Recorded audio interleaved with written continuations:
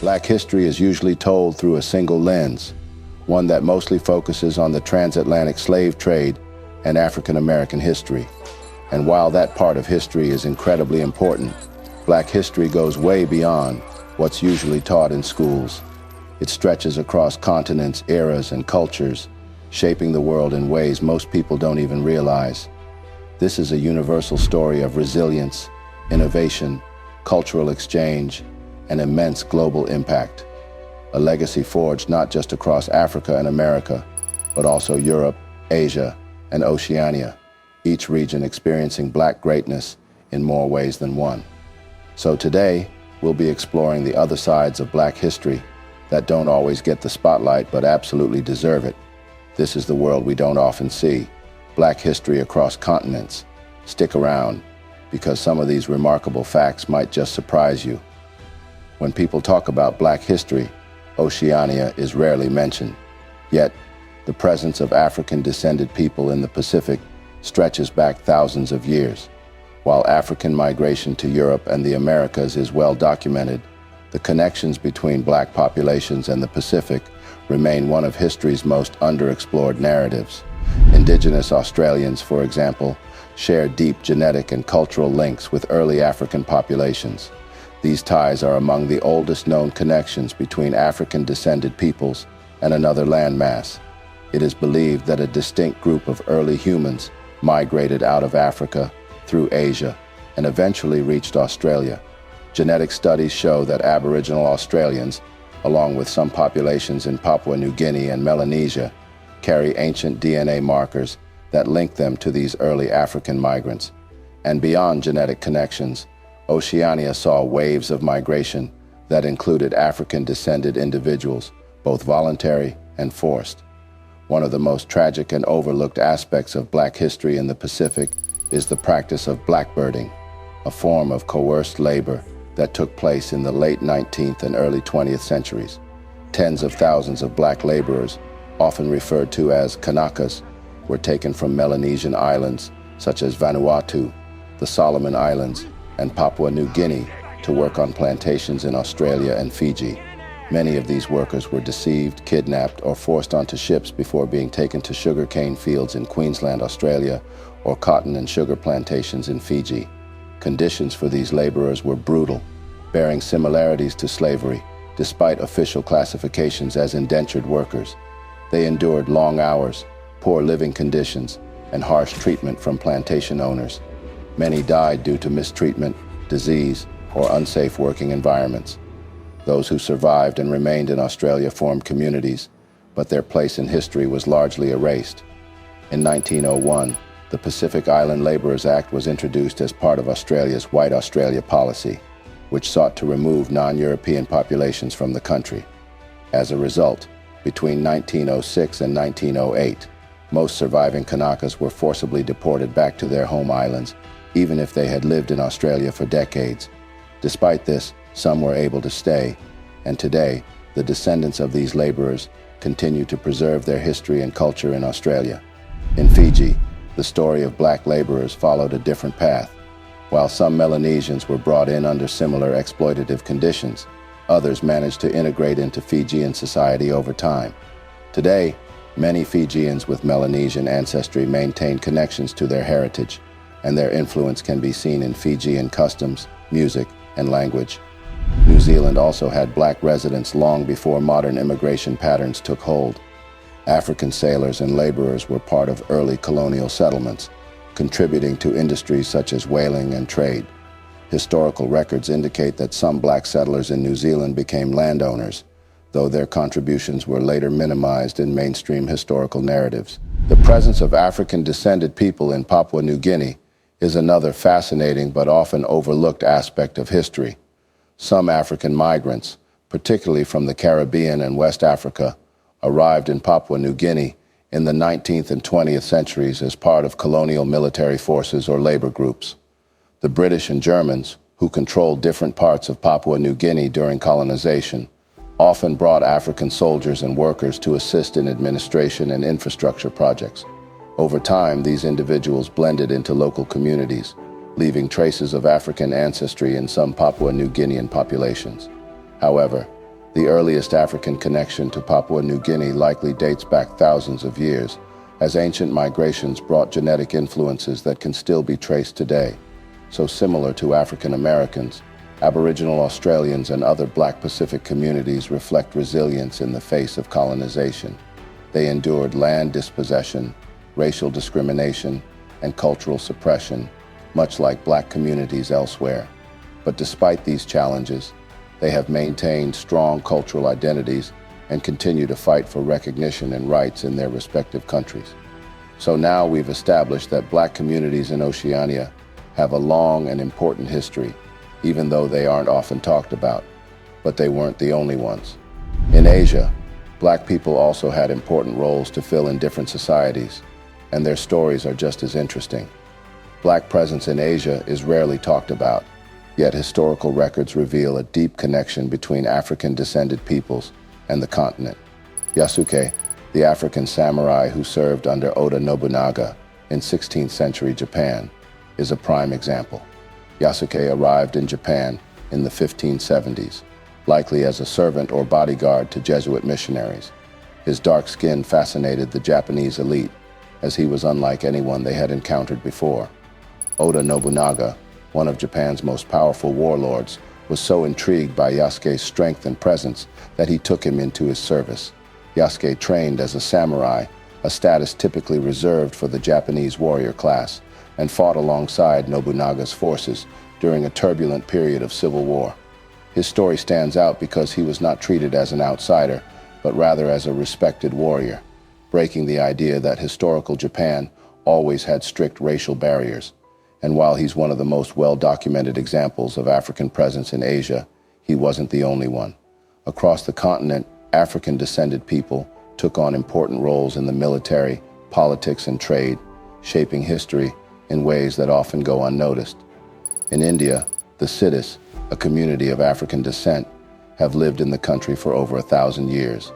They arrived through various routes, including as traders, sailors, and enslaved people, brought by Arab, Persian, and Portuguese merchants. Over time, the Siddhis established their own communities, particularly in the western states of Gujarat, Karnataka, and Maharashtra. Some rose to positions of influence, most notably Malik Ambar, an Ethiopian-born military strategist who became a powerful leader in 17th century India. As the regent of the Ahmadnagar Sultanate, he organized guerrilla warfare tactics that successfully resisted the Mughal Empire's expansion.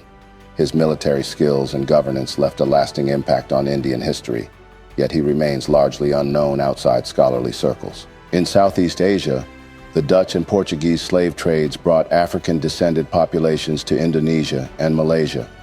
Many Africans were transported to the region as enslaved laborers for colonial plantations, domestic work, and military service. Over time, they integrated into local societies, and their cultural influence remains visible today. In Indonesia, the descendants of African laborers can still be found in communities with unique traditions that blend African and Southeast Asian heritage. Some words of African origin persist in regional languages, and traces of African musical rhythms can be heard in traditional performances. Black history in Asia can also be seen in previous economic exchanges. African merchants and sailors had long engaged in trade with China, particularly through the maritime networks that connected East Africa with the Indian Ocean world. Ancient Chinese texts refer to African traders visiting Guangzhou, and archaeological evidence suggests that East African goods, such as ivory and gold, were highly valued in Chinese markets. These connections prove that Africa and Asia were linked not just through European colonialism, but also through centuries of direct trade and interaction. But despite their lasting impact, these histories remain largely unknown.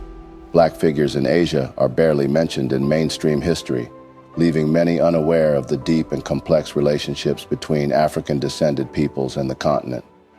Now, just like in Asia, Europe has its own history of Black contributions that go back further than most people realize.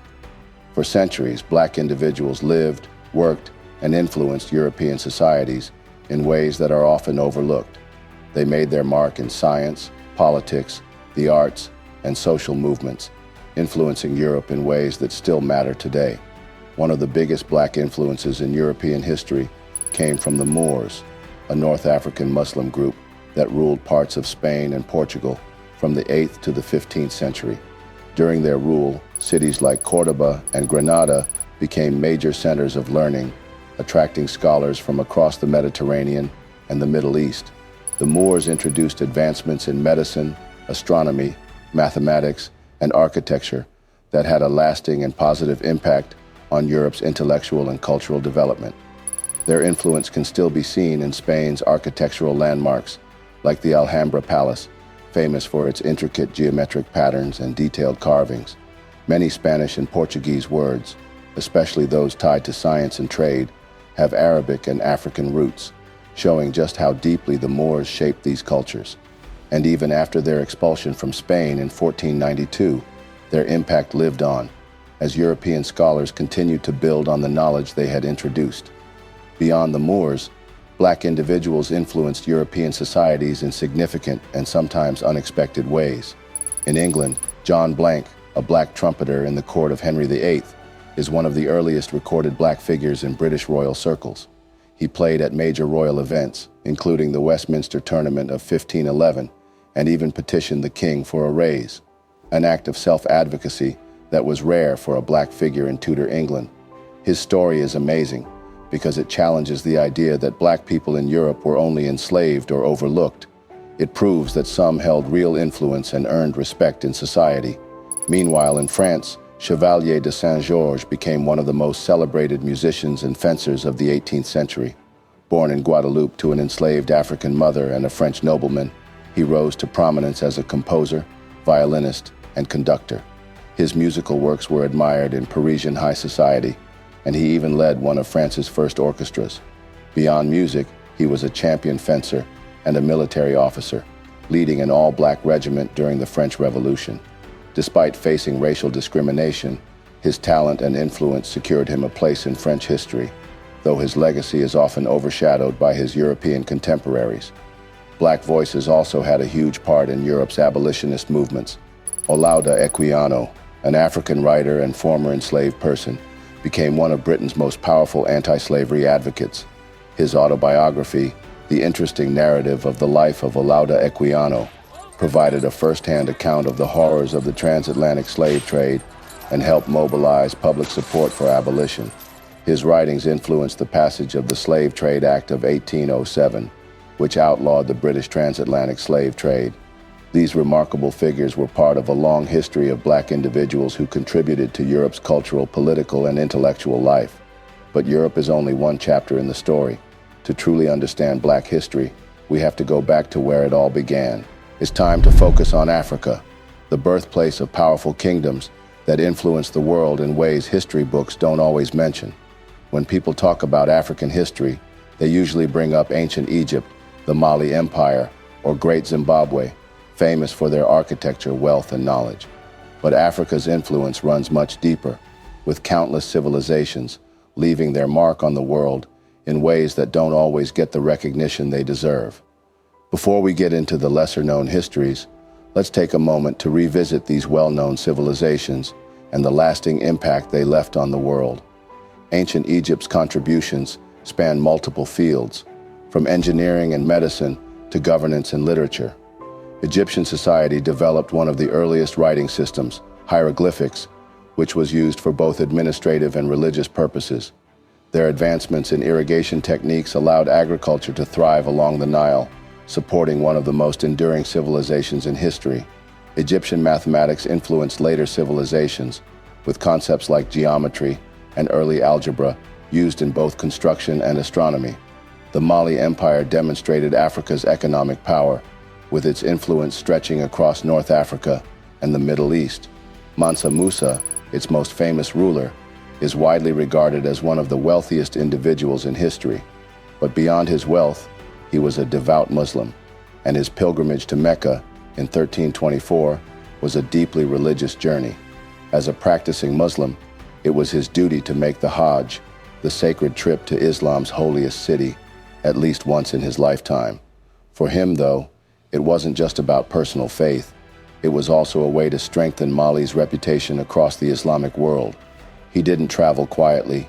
His caravan was legendary, stretching as far as the eye could see.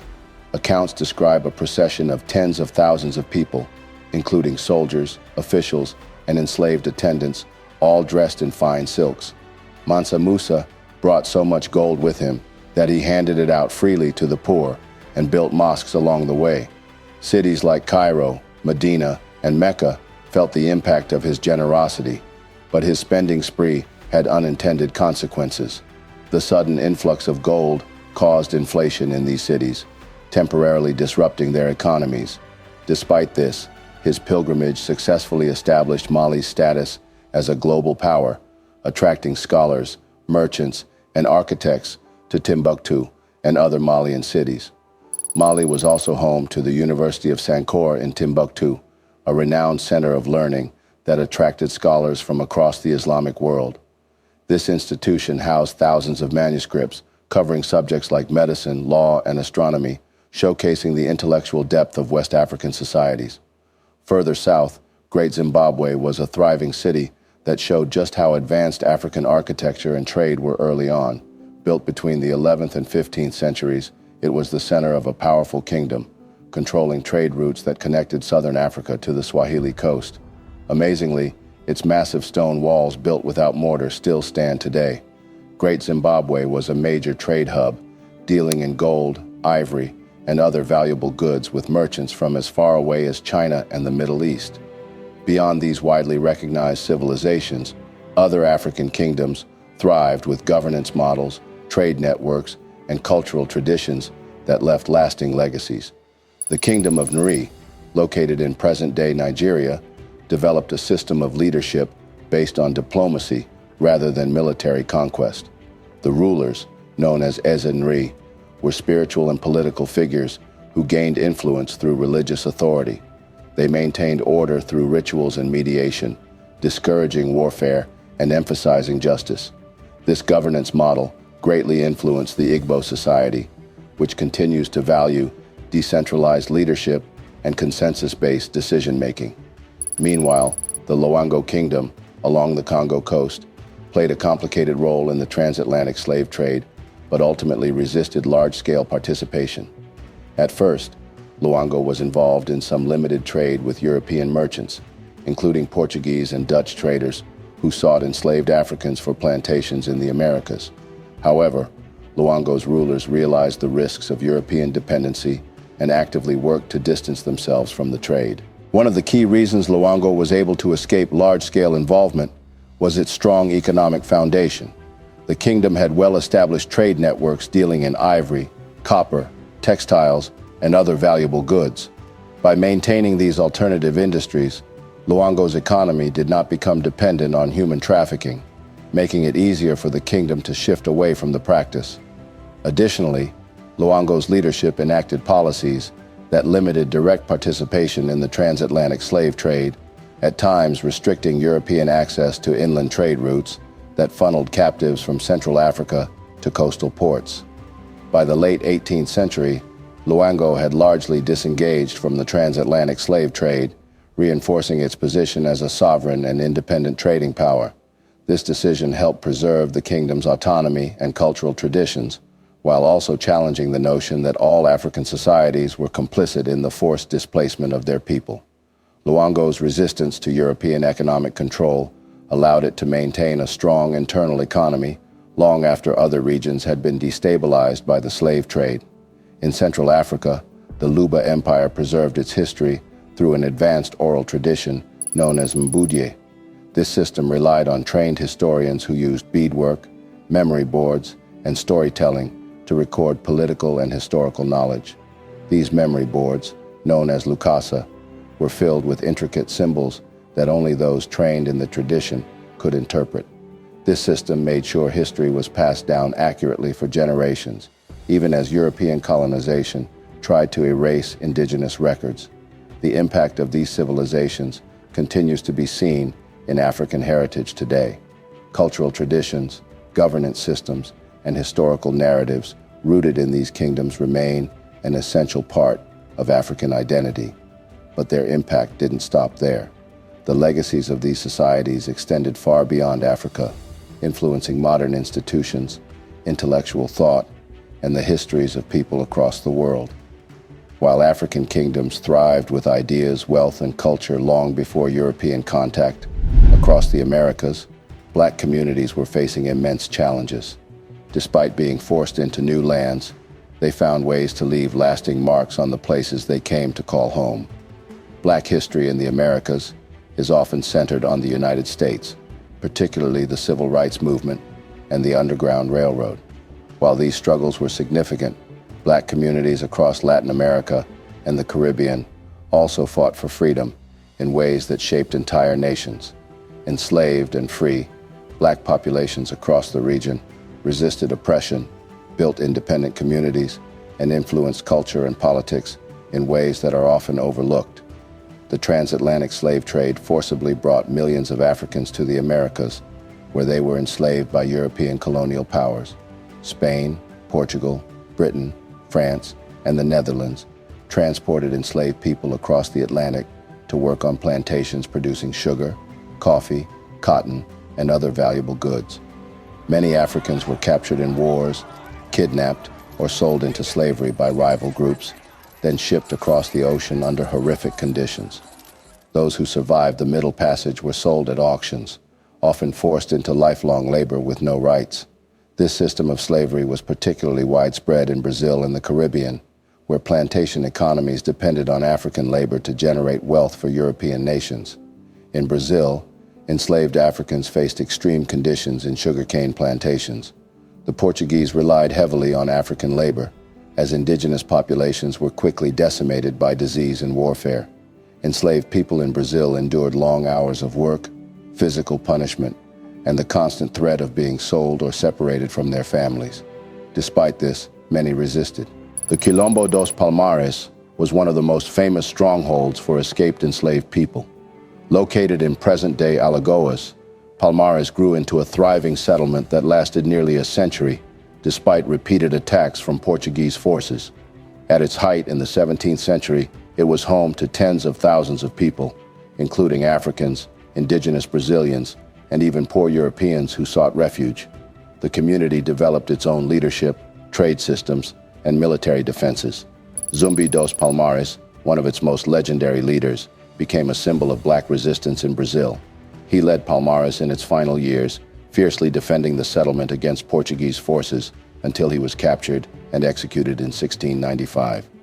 Despite its fall, Palmares left a lasting legacy in Brazil's cultural memory, influencing movements for racial justice and Afro-Brazilian identity today. In Mexico, enslaved Africans were brought by Spanish colonists as early as the 16th century. Unlike in plantation-based economies, many Africans in Mexico were forced to work in mines, domestic labor, or as skilled artisans.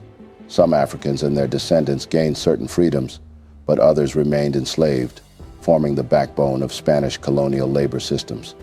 Gaspar Yanga, an African-born leader, led one of the first successful rebellions against Spanish colonial rule. He and his followers escaped slavery in the late 16th century and established a free settlement in the mountains of Veracruz. Spanish forces attempted to crush the community, but Yanga's warriors, skilled in guerrilla warfare, resisted their attacks. After decades of fighting, Spanish authorities finally agreed to a peace treaty in 1609, officially recognizing the settlement's independence. The town, later named San Lorenzo de los Negros, and eventually Yanga in his honor, became one of the first officially recognized free Black communities in the Americas. His victory remains a key part of Mexico's history, though it is often overshadowed by narratives of Spanish conquest and indigenous resistance. Even in Canada, where slavery was abolished earlier than in many other parts of the Americas, Black communities faced systemic racism and displacement. Black loyalists, enslaved people who escaped to fight for the British during the American Revolution, were promised freedom in Canada, only to face discrimination and harsh conditions when they arrived. Many settled in Africville, a Black community in Nova Scotia, which became a symbol of resilience despite persistent discrimination. Founded in the early 19th century by formerly enslaved people, Africville was a thriving, self-sufficient community for over a century. Residents built homes, churches, and schools, maintaining a strong cultural identity despite being denied basic services like running water and proper roads by the government. In the 1960s, the Canadian government forcibly removed Africville's residents, demolishing their homes under the guise of urban development. The destruction of Africville remains a painful chapter in Canada's racial history, but its memory lives on, with descendants continuing to fight for recognition and justice. The fight for freedom and dignity spread across the Americas, and the Caribbean became one of the biggest battlegrounds for resistance. Enslaved people in the region faced brutal conditions, but they never stopped fighting back. The region saw some of the harshest conditions of enslavement, as millions of Africans were forcibly transported to sugar plantations under British, French, and Spanish rule. The demand for sugar, tobacco, and other cash crops made the region one of the most brutal centers of the transatlantic slave trade. Enslaved Africans were forced to work endlessly, suffered harsh punishments, and lived with the constant fear of being ripped away from their families. Many didn't survive, but they never gave up. They found ways to fight back, and their resistance led to rebellions that changed history. The most groundbreaking of these uprisings was the Haitian Revolution, a rebellion that reshaped history. In 1791, enslaved people in Haiti, inspired by the idea of freedom from the French Revolution, rose up against their oppressors. Led by Toussaint Louverture, Jean-Jacques Dessalines, and Henri Christophe, they built a powerful resistance, using guerrilla tactics and smart alliances to take on French, Spanish, and British forces, and win. After years of brutal fighting, Haiti declared its independence in 1804, becoming the first independent Black republic in the world. This victory sent a powerful message across the Americas, showing that enslaved people could rise up, take back their freedom, and create a nation of their own. The Haitian Revolution is the most well-known story of Black resistance in the Caribbean, but it was far from the only one. Across the region, revolutionary movements took shape, challenging colonial rule in different ways. In Jamaica, Nanny of the Maroons led guerrilla warfare against British forces in the 18th century. The Maroons were communities of escaped enslaved people who established independent settlements in Jamaica's mountains. Nanny, a warrior and spiritual leader, organized Maroon fighters, using their knowledge of the land to outmaneuver British troops. The British, unable to defeat the Maroons, were forced to sign a peace treaty recognizing their autonomy. In Cuba, José Antonio Aponte, a free Black carpenter and artist, led a rebellion in 1812 aimed at overthrowing Spanish rule and ending slavery. Aponte had a vision of a free Black-led society and used his extensive network to coordinate uprisings across the island. Although the rebellion was ultimately crushed and Aponte was executed, his efforts left a lasting legacy in Cuba's fight for abolition and independence. The Garifuna people of St. Vincent also resisted colonial domination while preserving their African and indigenous heritage. Descended from African people who escaped shipwrecks and intermarried with the indigenous Kalinago, the Garifuna fought against British attempts to seize their land. Led by Chief Joseph Chatoyer, they waged a series of battles against British forces in the late 18th century. Although the British eventually exiled the Garifuna from St. Vincent, they maintained their cultural traditions and today continue to thrive in communities across Central America. The Caribbean's history of Black resistance and revolution shaped not only the region, but also the broader fight for freedom throughout the Americas. Enslaved and oppressed people stood up, built communities, and took action in every way they could. Through rebellions, Maroon settlements, and political movements, they fought for their rights, their land, and their dignity. Their legacy continues to inspire movements for justice and freedom today. Now, the fight for freedom wasn't the only thing that spread beyond the Caribbean. Its culture did too. Black communities across the islands and beyond carried their traditions, music, and language with them, leaving an impact that can still be felt around the world. These influences stretch across every continent, connecting communities that may seem worlds apart but share deep historical ties. Music is one of the biggest ways Black culture has shaped the world. Afrobeat, created by Nigerian artist Fela Kuti, has taken over global music, influencing pop, hip-hop, and electronic beats. Its infectious rhythms and socially conscious lyrics have inspired artists across Africa, the Americas, and beyond. In the US, jazz, blues, and rock, all rooted in African musical traditions, form the foundation for countless modern genres. Even in places as far as Russia, Black musical influences helped shape early jazz scenes, where African American musicians introduced new sounds that blended with local styles. Over in South Korea, hip-hop has exploded into a massive industry, with Black music and dance shaping the foundation of K-pop's worldwide success. No matter where you go, Black music is everywhere, bringing people together and influencing cultures in ways many don't even notice. Beyond music, Black communities have preserved cultural traditions that date back centuries. The Gullah Geechee people of the U.S. South, descendants of enslaved West Africans, have kept their African heritage alive through language, food, crafts, and spiritual practices passed down for generations. In Brazil, candomblé and capoeira, a spiritual belief system and a martial art, both rooted in African traditions, continue to thrive despite centuries of colonial repression. Black linguistic influences are also embedded in languages spoken worldwide. In the Caribbean, many Creole languages contain African words and grammatical structures that reflect the speech patterns of enslaved Africans who blended their native tongues with European languages. In the UK, common slang words like jamming and wagwan originated from Caribbean immigrants, shaping British English in ways that still resonate today. Fashion, art, and storytelling traditions also carry Black culture across continents. African textile patterns, such as kente cloth, have influenced global fashion trends. Traditional African hairstyles, from braids to locks, continue to hold cultural and political significance worldwide, sparking conversations about identity and self-expression. Even in literature, writers of African descent have reshaped storytelling, bringing new perspectives that challenge mainstream narratives. With all of that said, Black history isn't just something to look back on. It's something we're still living. It's in the music we listen to, the words we speak, the food we eat, and the stories we tell. From the powerful kingdoms of Africa to the cultural movements shaping the world right now, Black influence is everywhere, leaving a mark that can't be ignored. So much of this history has been overlooked or erased. That's why it's important to keep learning, sharing, and recognizing the impact of Black communities across every continent. The past isn't just in textbooks, it's in the way traditions survive, in the resilience of communities, and in the creativity that keeps pushing culture forward. So, what stood out to you the most? Were there stories here you hadn't heard before? Drop a comment and let's talk about it.